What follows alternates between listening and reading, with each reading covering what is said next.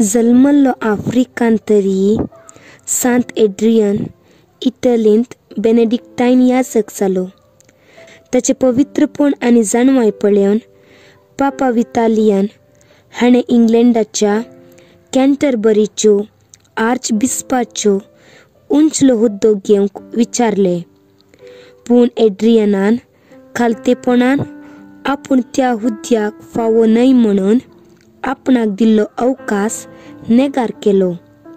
2 वर्सां उपरांत तो इंग्लंडाक गेल्ले वेळा ताका कॅन्टरबरीच्या सांत पेद्रूक समर्पिल्ल्या मठांत मठाधिपती जावन नेमक केलो.